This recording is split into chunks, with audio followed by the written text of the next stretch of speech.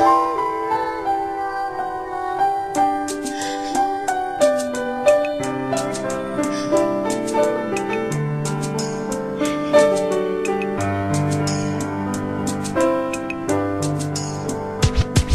was 3 years old nang ikaw ay na-meet. Napahanga ako sa taglay mong bait. Ikaw ang guest ko sa tuwing birthday, pati sa room ko. Ikaw ang display, di ka na nawala sa alaala. Ikaw lang talaga at walang kagaya. Ikaw ang gusto ng mga friends ko, at di ko alam pati parents ko. Ano ba ang meron ka nawala sa iba at napapangiti pag nakita ka na sa mga poster at maging sa TV? Inaabangan ng iyong movie. Bata pa ako noon nang maramdaman ko to.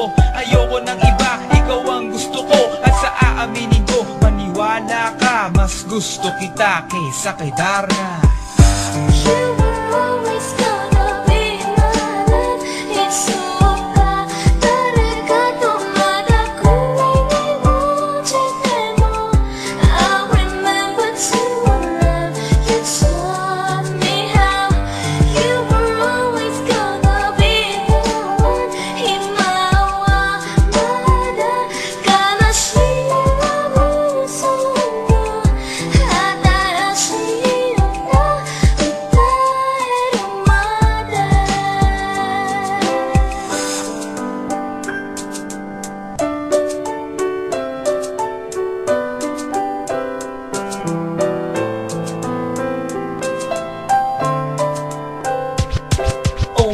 Oh why, bakit ganito? Gusto ko ikaw lang nasa tabi ko. Mga poster mo at mga magazine, sa buhay ko hindi kita kayang alisin. So pati sa cellphone at mga gamit, ikaw ang nakalagay sa aking bedsheet. Ako ay nalungkot nang ika'y nawala. Ano ba ang mali na aking nagawa? Pakiusap naman kahit nasa dali, para lang mapawi ang mga bighani at muling umiti at di na umiyak. Magpakita ka lang, gusto kong matiyak na buhay ka pa rin at ika'y malakas. Gumawa ka ulit ng mga palabas, at kapag bumalik, ngingiti ng pusa at hindi ako magmamahal